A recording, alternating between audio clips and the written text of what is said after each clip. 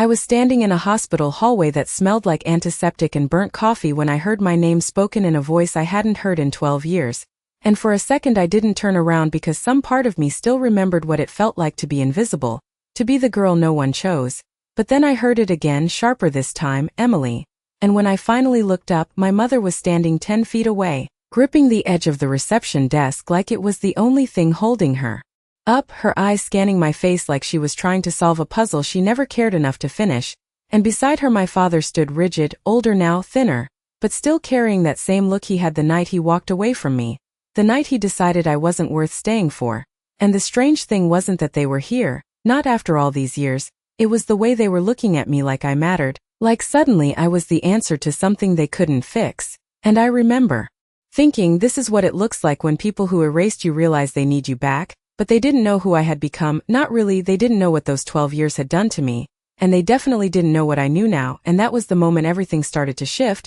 But to understand why they were standing there, why my mother's voice was shaking when she said my name, you have to go back to the night I turned 13, the night I learned exactly how easy it was to be replaced, because before that night I thought families bent but didn't break, I thought parents got angry but came back, I thought love meant something permanent. But I was wrong, and it didn't happen all at once, it never does, it happened in small ways first, quiet things that didn't seem like much until they stacked on top of each other. Like the time my science fair was the same weekend as Olivia's dance recital and my parents didn't even hesitate, or the way my report cards stayed on the fridge for a day while hers stayed for months, or how at dinner my father would ask Olivia about her day in detail.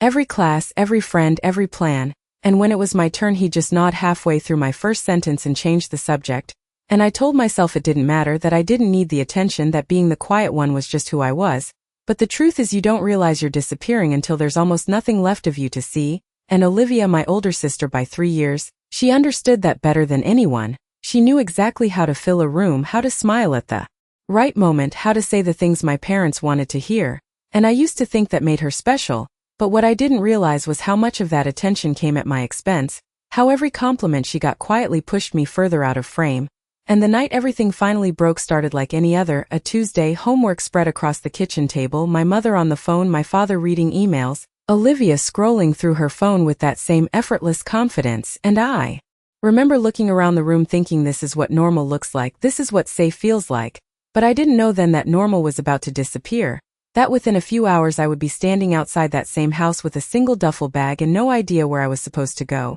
And even now, standing in that hospital hallway 12 years later, I can still hear the sound of the front door closing behind me that night, because some sounds don't fade, they stay with you waiting for the moment they finally mean something different. And what my parents didn't know, what they couldn't have imagined when they walked away from me at 13, was that one day they would be the one standing in front of me, hoping I wouldn't do the same. I remember the exact time on the microwave when everything started to tilt, 7:42 p.m., the green digits flickering slightly because the bulb inside had been loose for months, and I was sitting at the kitchen table with my math homework half finished when my father cleared his throat in that way he always did before saying something important, the kind of sound that made the whole room go still without anyone asking why. And my mother hung up her phone mid-sentence, pressing her lips together as she turned toward him. And Olivia slowly set her phone down like she already knew what was coming, like she had been waiting for this moment to arrive. And I remember looking at each of them, one by one, trying to understand why the air suddenly felt heavier,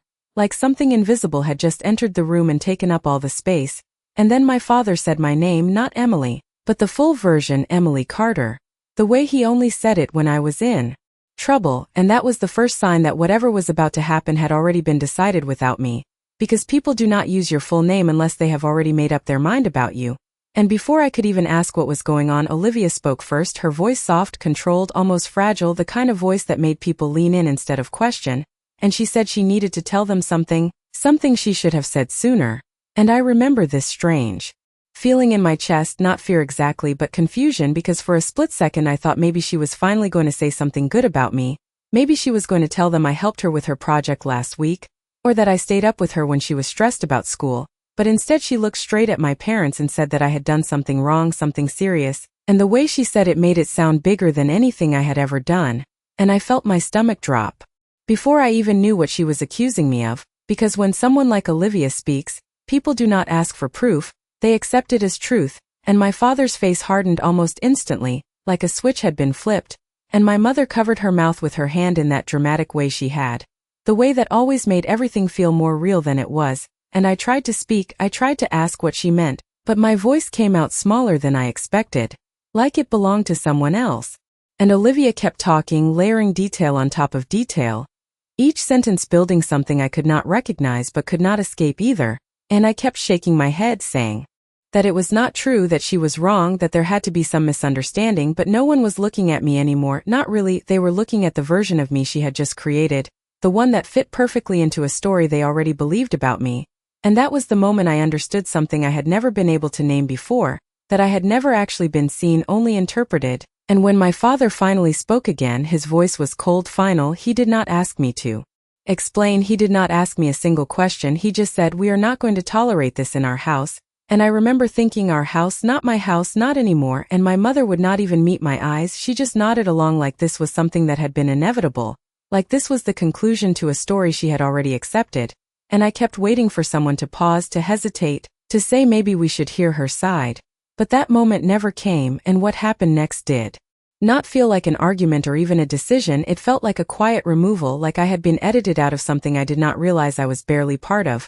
And even now, standing years later with their eyes on me again, I can still hear Olivia's voice that night, calm, certain, rewriting who I was in a way that no one ever questioned, and I did not know it then, but that was the beginning of the version of me they would carry for the next 12 years, the version that made it so easy for them to walk away. The silence after my father said those words was the kind that does not just fill a room, it presses against your chest, it makes it hard to breathe, and I remember looking at each of them again, waiting for something to break that silence, waiting for my mother to say my name in the way she used to when I was younger, softer, like it meant something, but she just sat there with her hands folded in her lap, staring at the table like if she did not look at me then maybe she would not have to choose, and Olivia did not look away at all. She held my gaze for a second, just long enough for me to realize that none of this was a mistake, none of this was confusion, it was intentional, and that realization hit harder than anything she had said, because it meant she had planned this, she had decided I was going to be the one to fall. And I still tried, I still said it again, "It is not true, I did not do that, you have to believe me," but my voice sounded smaller each time, like it was shrinking right there in the room, and my father stood up, slow, deliberate, like the conversation was already over, like there was nothing left to discuss, and he walked past me without even pausing, heading toward the hallway where the coat closet was, and that was when something inside me started to panic, because I did not understand what he was doing until he came back holding my old duffel bag, the one we used for weekend trips, the one that still had a broken zipper on the side pocket, and he dropped it on the chair next to me with a dull thud that echoed louder than it should have, and he said, "You need to pack your things," just like that, no explanation, no timeline, no emotion, just a statement like he was telling me to clean my room or take out the trash, and I remember laughing for a second, not because it was funny but because my brain could not process what he was saying. I thought maybe this was some kind of punishment, maybe I was supposed to go stay with a relative for a few days, maybe this would pass, but then he said it again, slower this time, more final, "Pack your things, you are not staying here tonight." And that was when the room shifted completely, when the ground under me stopped feeling solid, and I looked at my mother, desperate now, because if there was any part of this that could change it would be her, it had to be her. And I said, "Mom, please just listen to me, please, you know me, you know I would not do something like that." But she finally looked up and there was something in her eyes I had never seen before, not anger, not even disappointment, just distance, like she had already stepped away from me in her mind, and she said, "Your father has made his decision." And that sentence, more than anything else, told me that I was alone, completely and finally alone, and I turned to Olivia one last time, because some part of me still believed that if she just said it, if she just admitted it was not true, everything would stop, everything would go back, and I whispered, "Why are you doing this?" And she tilted her head slightly, almost curious, and said, "Because someone had to tell them the truth," and I knew then that whatever truth she was talking about had nothing to do with reality and everything to do with what they were willing to believe. And the next 30 minutes passed in a blur of movement that did not feel like mine, pulling clothes out of drawers, stuffing them into the duffel bag without folding them, grabbing whatever I could reach without thinking, because when you are 13 and your life is being packed into a single bag you do not plan, you just react. And no one helped me, no one stopped me, no one even asked where I was going to go. And when I finally stood by the front door with that bag at my feet, I realized something else that would stay with me for years. They were not just sending me away, they were not even asking, they were erasing me, removing me from the picture like I had never belonged there in the first place. And when my father opened the door and stepped aside, waiting for me to leave, I kept expecting him to say something else, anything else, something that sounded like doubt or hesitation, but he did not, and as I stepped out onto the front porch, the cool air hitting my face,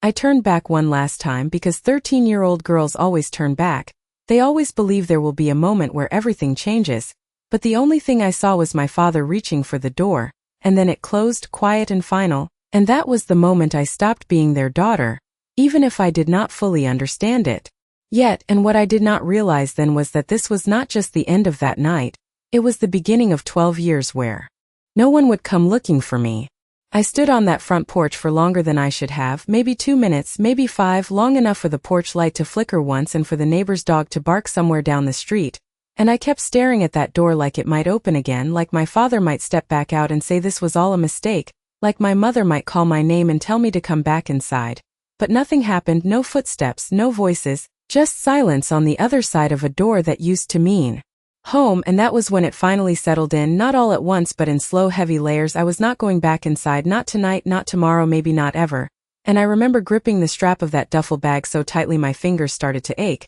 because it was the only thing I had that still felt like mine. And then I did the only thing a 13-year-old can do when there is nowhere to go. I started walking, not toward anywhere specific, just away down the driveway past the mailbox, with our last name still printed in black letters, past the sidewalk cracks I had memorized growing up, past the house that still looked exactly the same from the outside, neat lawn, 2-car garage, curtains pulled just enough to look perfect but not enough to show anything real, and I kept thinking someone would stop me, a neighbor, a passing car. Someone would ask why a kid was walking alone at night with a bag, but no one did, because the truth is the world does not notice you the way you think it will, not when you are quiet, not when you have already learned how to disappear. And I walked for what felt like miles, even though it was probably less than one, until I reached the end of the block where the streetlights were farther apart and the shadows stretched longer, and I sat down on the curb because my legs were shaking and I did not even realize it until I stopped moving, and that was when the questions started, not loud at first, just small ones. Where am I going? What am I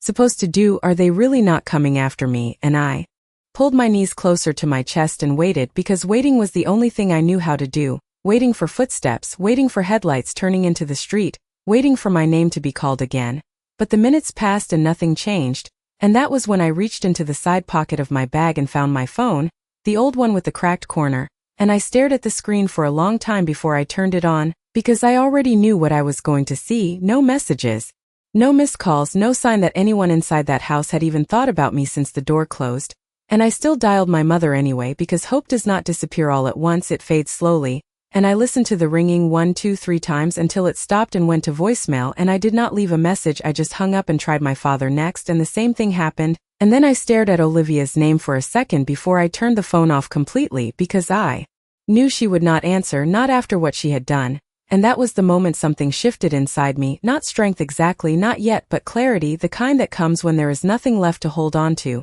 and I realized that no one was coming, not tonight, not later, not ever. And if I stayed sitting on that curb I would still be there when the sun came up, still waiting for something that was not going to happen. And I slowly stood up, adjusting the strap of the bag on my shoulder, and looked down the street one more time, back toward the house I had just left, and it looked smaller somehow, like it had already moved further away from me than the distance should allow. And I turned in the opposite direction and started walking again, not because I knew where I was going, but because I understood something I had never understood before. If I kept waiting for them to come back, I would never move forward. And what I did not realize then, standing there at 13 with nowhere to go, was that this was the first decision I would ever make completely on my own, and it would change everything. The streetlights grew farther apart the longer I walked, each one casting a small circle of light that I stepped into and out of, like I was passing through different versions of myself. And somewhere between the third and the fourth light I realized I could not keep walking without a destination, because even if no one was coming to find me,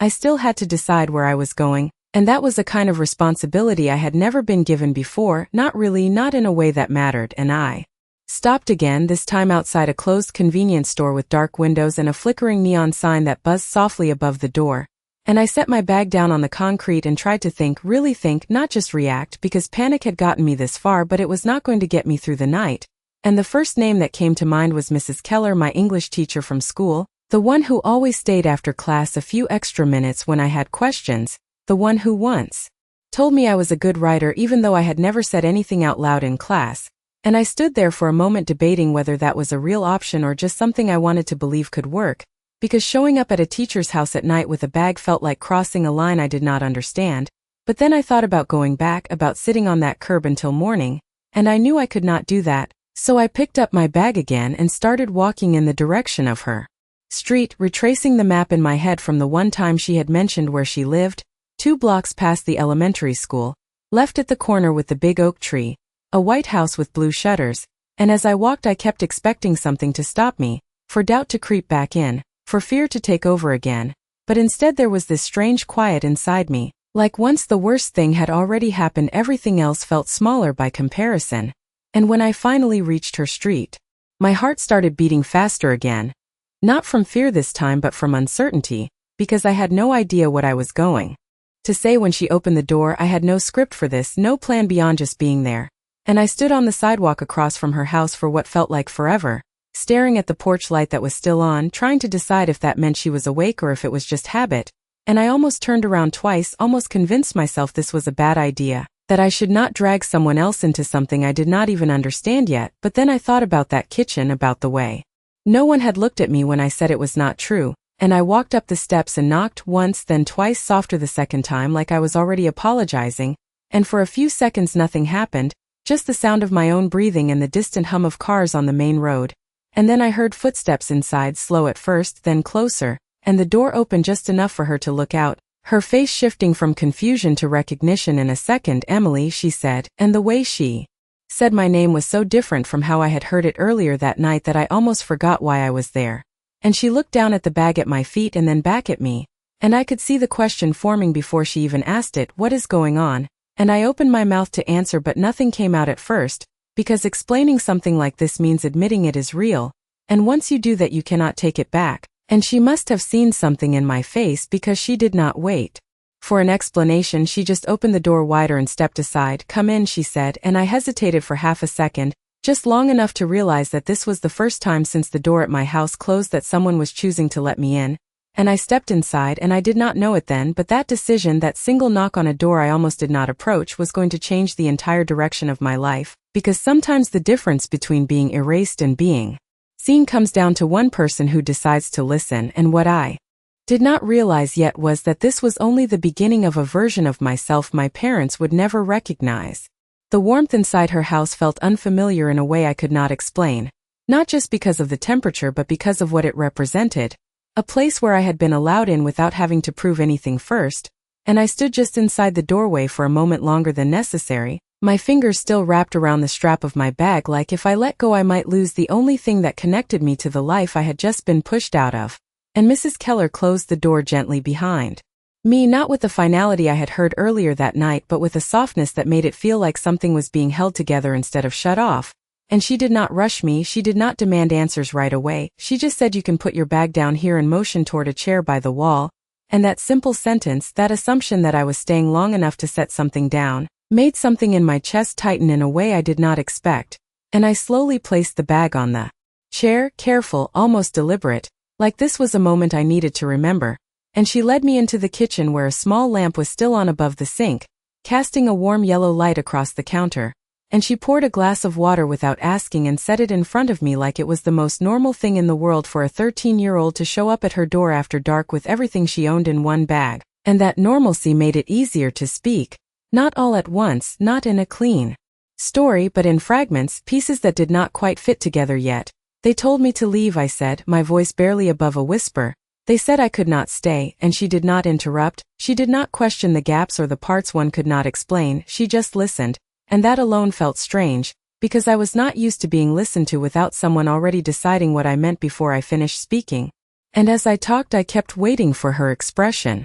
to change, for doubt to appear, for that same shift I had seen in my parents' faces, but it never did. And when I finally stopped because I did not know what else to say, she nodded slowly and said, "You can stay here tonight. We will figure out the rest in the morning." And the way she said we, not you, not I, but we, was something I had not heard in a long time, and I did not realize until that moment how much I had been carrying alone. And she showed me to a small guest room down the hall. Nothing elaborate, just a bed, a dresser, a window with curtains drawn halfway. But to me it looked like something solid, something real, and I stood in the doorway again, hesitating, because stepping into that room meant accepting that I was not going back to my house that night, that this was not temporary in the way I had hoped, and she must have seen that hesitation because she said, "You are safe here," and those words, simple as they were, landed in a place inside me that had been empty for longer than I realized, and I nodded without trusting myself to speak, and she left the door slightly open as she walked away, not closing it fully, not shutting me off, just enough to give me space without making me feel alone, and I sat down on the edge of the bed, still fully dressed, still holding on to the rhythm of everything that had happened, and for the first time since the door at my house closed, I allowed myself to stop moving, to sit in one place without waiting for something else to go wrong, and I stared at my hands resting in my lap, noticing how they were still shaking slightly, like my body had not caught up with the fact that I was no longer outside, no longer on that curb, no longer waiting for someone who was not coming, and I lay back slowly, staring up at the ceiling, listening to the quiet sounds of a house that was not mine but had still made room for me, and I remember thinking that maybe this was what it felt like to be seen, not in a big dramatic way, not with words or declarations but in small actions. A door opened, a glass of water, a place to sleep, and I did not know then how long I would stay or what would happen next, but I knew one thing with a certainty I had never felt before. I was not completely alone anymore, and what I did not realize yet was that this night, this quiet beginning in a stranger's house, was the first step toward becoming someone my parents would never be able to ignore again. The next morning did not feel like a new beginning, it felt like a continuation of something unfinished, like the world had kept moving while I had been paused somewhere in the middle of the night, and I woke up slowly, not because I was rested but because for a moment I did not remember where I was, and that brief second of confusion was almost comforting, because it meant I had not yet remembered what had happened. But then I saw the unfamiliar ceiling, the soft light coming through the curtains, and everything came back at once, sharp and clear, and I sat up quickly, my heart racing as if I had overslept something important, even though there was nowhere I needed to be anymore. And that realization hit differently in the morning, quieter but heavier, because it meant this was not just a bad night, it was a change, something permanent, and I swung my legs over the side of the bed and noticed my bag still sitting in the corner exactly where I had left it, untouched, like proof that none of this had been a dream, and I got dressed in the same clothes I had packed in a rush, pulling on a sweater that still smelled faintly like home, and for a second I hesitated, holding on to that scent longer than I should have, because it was the only thing that had not changed yet, and then I walked out into the hallway, unsure of what came next, unsure of what I was supposed to do in a house that was not mine, and I found Mrs. Keller already in the kitchen, standing by the stove, flipping something in a pan with calm, practiced movements like this was just another morning, like nothing unusual had happened at all, and she glanced over at me with a small smile that did not feel forced. "Good morning, Emily," she said. And the way she said it, steady without hesitation, made it feel like my name still belonged to me, like it had not been taken away the night before, and I nodded, unsure of how to respond, because I was not used to mornings like this, ones that did not start with tension or expectation. And she set a plate on the table and gestured for me to sit, and I did slowly, still trying to understand how to exist in this new space, and for a few minutes we did not talk about what had happened. She asked simple things instead: if I slept, if I wanted juice or water, small questions that did not require explanations, and I answered them quietly, grateful for the normalcy even if it felt temporary, and then after a while she sat across from me, her expression shifting slightly, not serious exactly but focused, like she was about to ask something that mattered, and she said, "Emily, I am going to ask you something, and I want you to answer honestly. Do you feel safe going back to your house?" And the question hung in the air longer than it should have, because it forced me to say something out loud that I had not fully admitted to myself yet,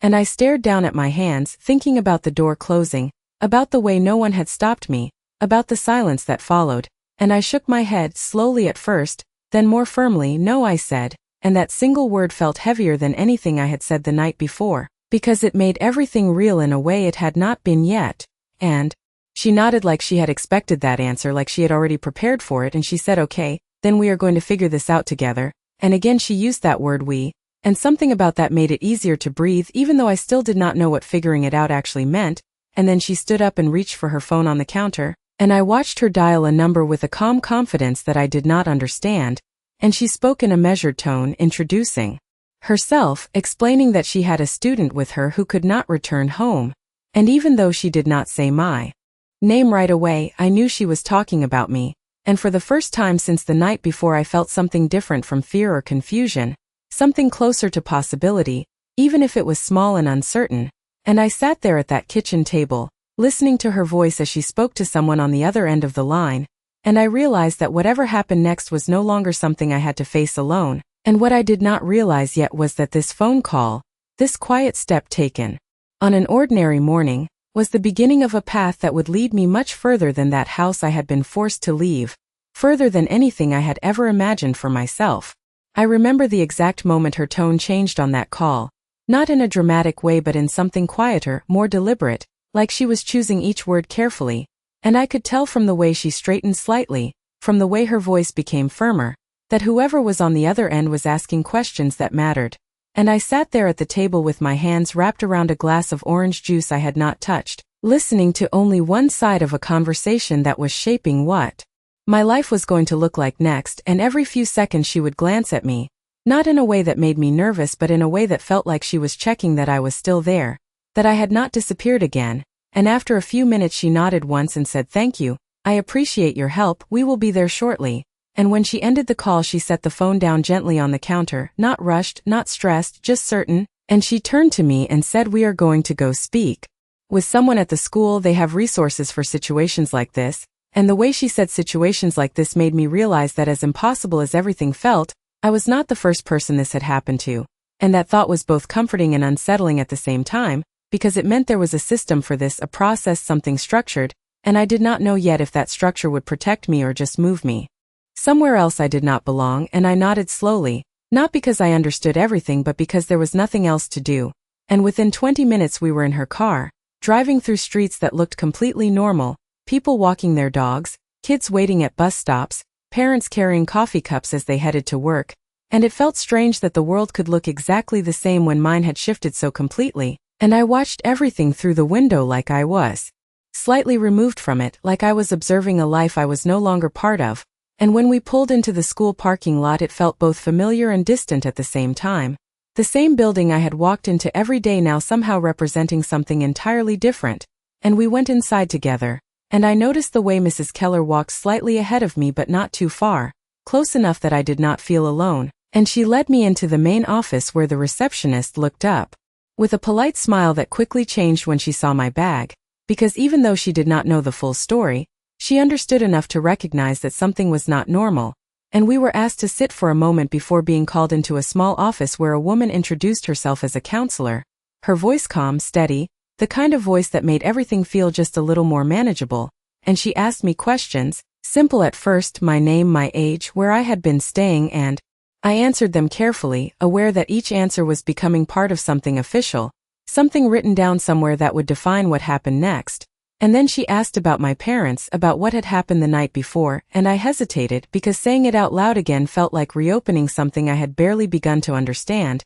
But Mrs. Keller was sitting beside me, not speaking, just present, and that presence made it possible to continue. And I explained what I could. Not perfectly, not completely, but enough for the counselor to understand that I could not go back. And she nodded slowly, taking notes, her expression never shifting into doubt or judgment. And after a moment she said, "We are going to make sure you are safe and supported," and those words echoed something Mrs. Keller had said the night before, like this was a continuation of that same promise, just in a different place. And as the conversation continued I began to notice something else, something small but important. No one was questioning whether I deserved to be there. No one was asking what I had done wrong first, they were asking what I needed, and that shift, that change in focus, was something I had never experienced before. And as I sat in that office listening to them talk about next steps, about temporary arrangements, about making sure I could stay in school and have a place to go, I realized that for the first time since everything had happened, my future was not completely empty. It was uncertain, yes, but it existed, and what I did not know yet was that this system, this quiet network of people who stepped in when everything else fell apart,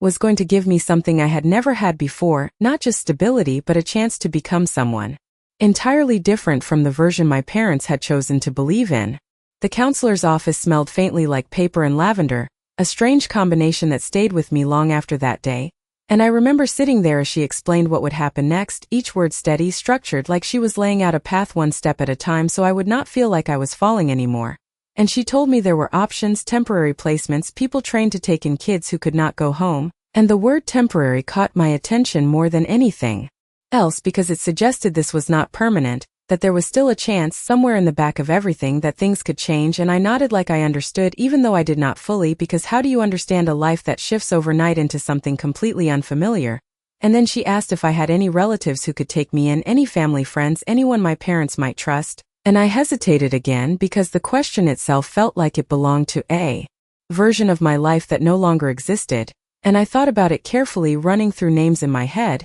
but each one came with the same realization: if they were connected to my parents, then they would already believe whatever Olivia had told them, and that meant I would not just be explaining myself, I would be defending myself against something I could not even prove false yet. And I slowly shook my head. No, I said, and the word felt final in a way that made my chest tighten, because it confirmed what I had been trying not to say out loud. There was no one coming to take me back, not from my family, not from anyone connected to them. And the counselor nodded again, writing something down before looking back at me with the same calm expression. Then we will proceed with placement, she said, and that word placement sounded clinical, distant, like I was being moved from one category to another instead of from one life to the next. And within an hour everything started to move quickly. Forms were filled out, calls were made, and I was introduced to a woman named Karen who worked with foster families, her voice warm but efficient, like she had done this many times before, and she explained that they had found a home nearby, just for now, she said,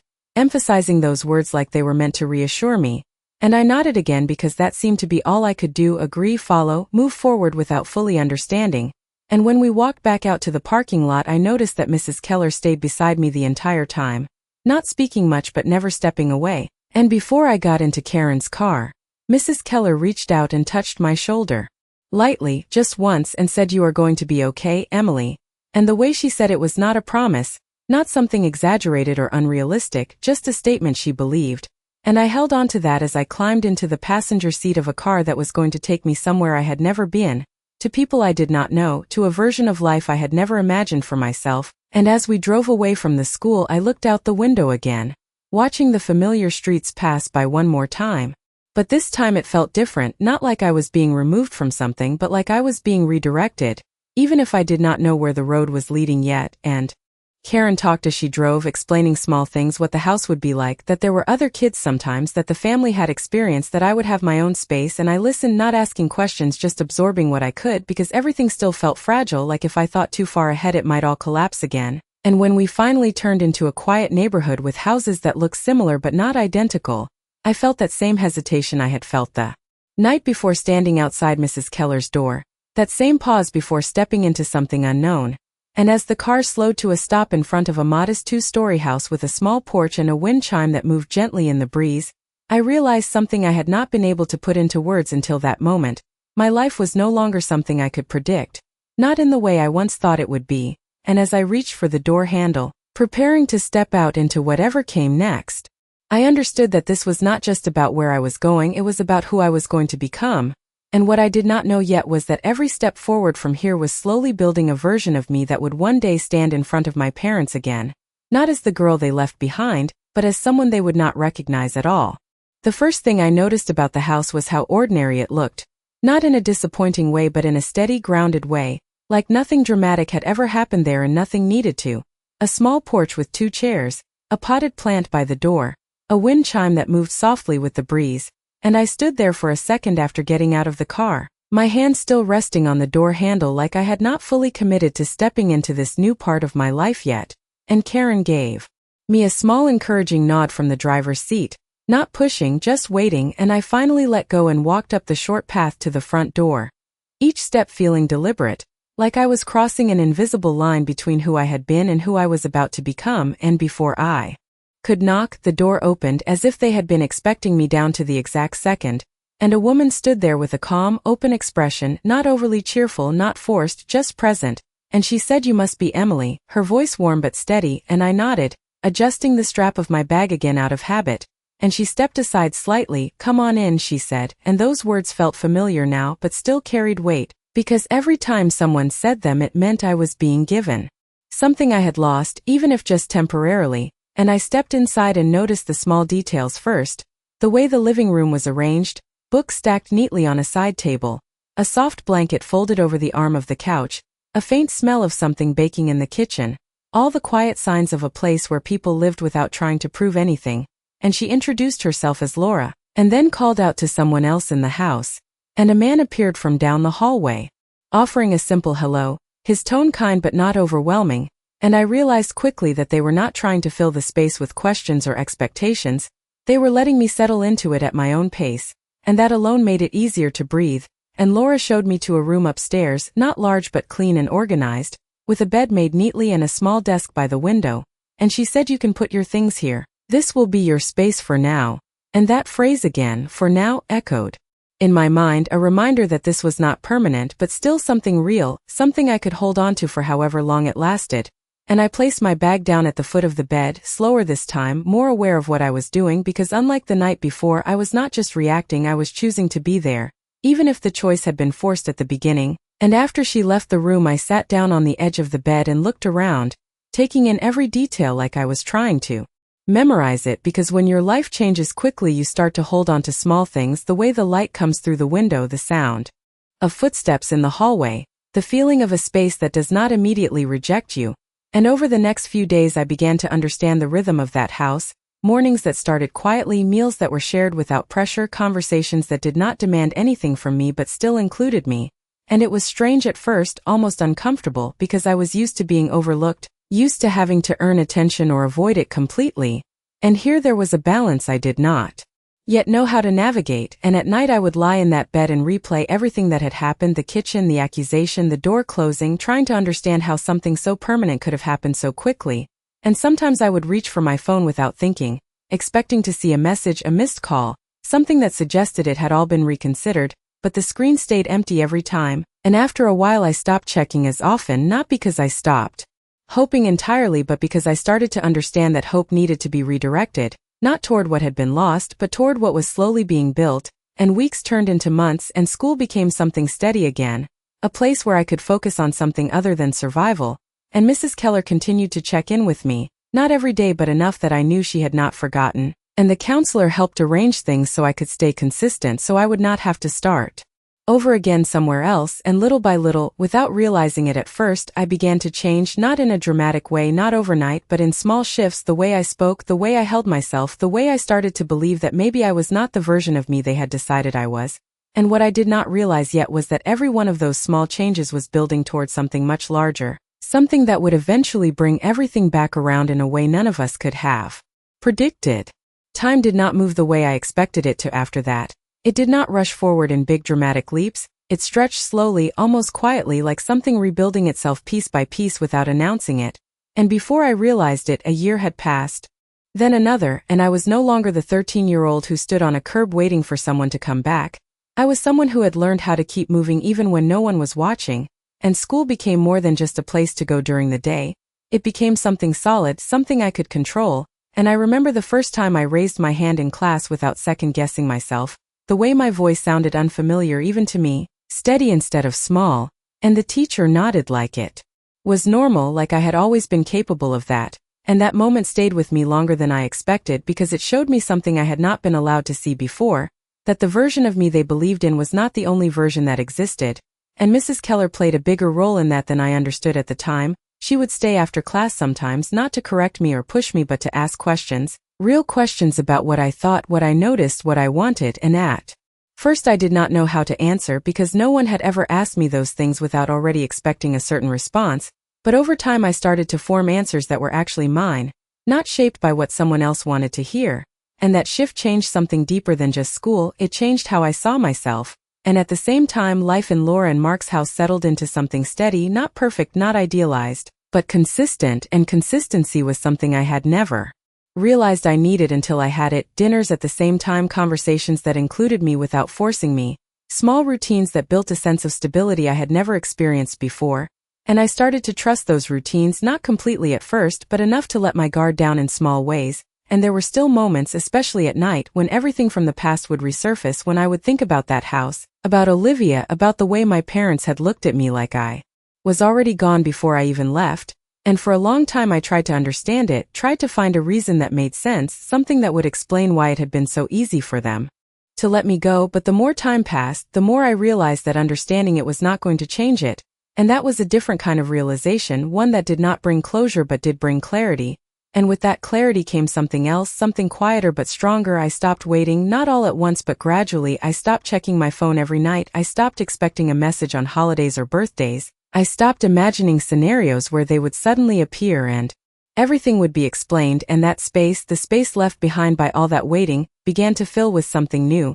something that belonged to me instead of to them. And as the years continued, I built a life that had nothing to do with proving them wrong and everything to do with proving myself right. I worked harder, not because I had to but because I wanted to see what I was capable of. I took opportunities one would have once been too afraid to try. I spoke up more. I asked questions. I stopped shrinking myself to fit into spaces where I was never really seen. And by the time I was finishing high school, the version of me that had been defined by that night was no longer the version I recognized. And when I stood at my graduation hearing my name called, walking across that stage, I did not look out into the crowd expecting to see my parents. Not anymore. I knew they would not be there. And for the first time that absence did not feel like something was missing. It felt like something had been released. And what I did not realize in that moment, standing there holding that diploma, was that everything I had built since the night they walked away was leading me toward a future where our paths would cross again. Not because I was searching for them, but because life has a way of bringing things full circle when you least expect it. College was the first time I stepped fully into a life that was entirely mine, not borrowed, not temporary, not something that could be taken away with a single decision made by someone else. And I remember standing on campus the first day, looking at buildings that felt too big, too permanent, like they belonged to people who had always known they would end up there, and for a moment that old feeling crept back in, the one that told me I did not belong in spaces like this, that I was only passing through. But then I thought about everything it had taken to get there, every quiet step, every decision made without support, every moment I chose to keep going instead of stopping, and something shifted, not loudly, not dramatically, but enough to take another step forward, and I threw myself into that life in a way I had never done before. Classes, late nights studying, part-time work to support myself, building something piece by piece that no one else had a claim over. And it was not easy, not even close. There were nights when exhaustion felt heavier than anything I had carried before, mornings when getting out of bed required a level of determination I did not know I had.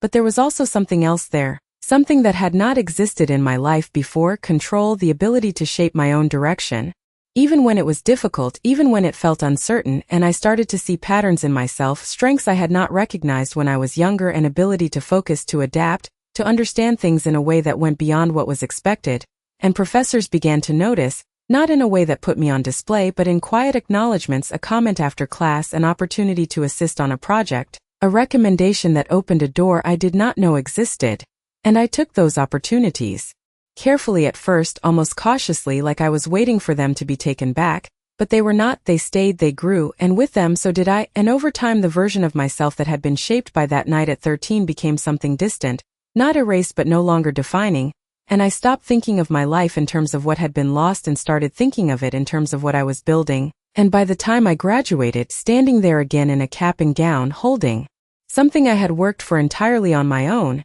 I did not feel like I was proving anything to anyone else. I felt like I was confirming something to myself, that I had always been capable of more than what they had believed, and that realization carried into everything that came after, into my career, into the way I approached opportunities, into the choices I made about where I wanted to go next. And I chose a path that required precision, focus, and trust, a field where decisions mattered, where people depended on you to show up fully, and I committed to it completely, not because I needed validation, but because I wanted to see how far I could take something that was entirely mine. And years passed in that steady progression, each step building on the last, each achievement grounded in effort instead of expectation. And I built a life that was structured, stable, and entirely separate from the one I had left behind, a life where my name meant something because of what I had done, not because of who I was connected to. And I rarely thought about my parents anymore, not because I had forgiven or forgotten, but because they no longer fit into the story I was living. And that distance, that separation became normal,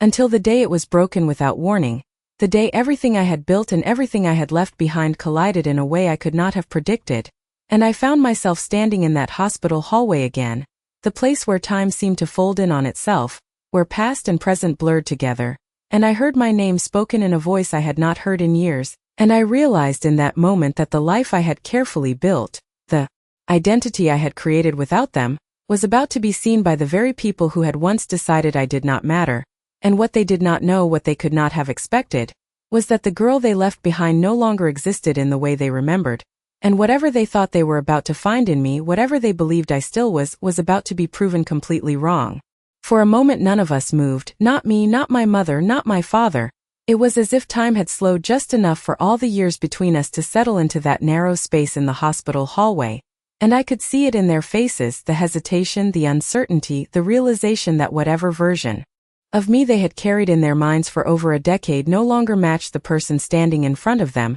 And my mother took a small step closer, her voice softer this time when she said my name again, Emily, like she was testing it, like she was not sure she still had the right to say it. And I watched her carefully, not with anger, not with the kind of emotion I once imagined I would feel if this moment ever happened, but with a kind of clarity that only comes after you have had years to rebuild yourself without someone. And my father stood slightly behind her, his posture rigid, his expression harder to read. But there was something there too, something unfamiliar, not authority, not certainty, something closer to uncertainty. And for a second I wondered what they saw when they looked at me, if they saw the 13-year-old girl they had told to leave or if they saw someone entirely different. And my mother spoke again, her voice trembling slightly. We did not know it was you, she said, and that sentence, simple as it was, revealed more than anything else could have, because it meant they had been standing here, asking for help, needing something, without realizing the person they were asking was the same one they had once decided did not matter.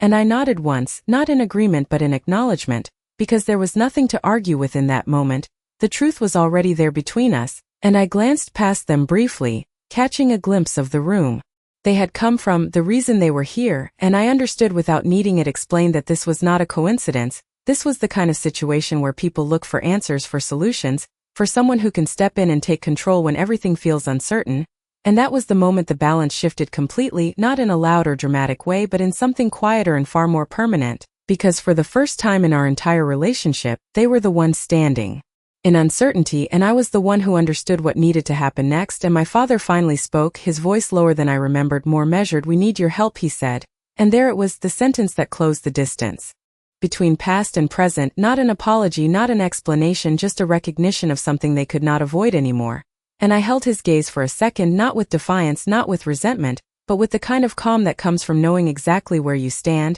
And I realized in that moment that I had a choice, not the kind of choice I had at 13 where everything was decided for me, but a real one that belonged entirely to me. And that realization was more powerful than anything I could have said, because it meant that whatever happened next would not be defined by what they had done. It would be defined by what I chose to do. And I took a slow breath, letting the silence stretch just long enough for them to feel it, for them to understand that this moment mattered. And then I stepped forward slightly, closing the distance that had once been created by a door shutting behind me, and I spoke, my voice steady, clear, not raised, not emotional, just certain. I will help, I said, and I saw something shift in their expressions immediately, relief, disbelief, something close to gratitude. But before either of them could respond, I added one more sentence, not to hurt them, not to punish them, but to make something clear that had taken me years to understand. This is my decision, not yours. And the words hung in the air between us, simple but undeniable. And for the first time since I was 13,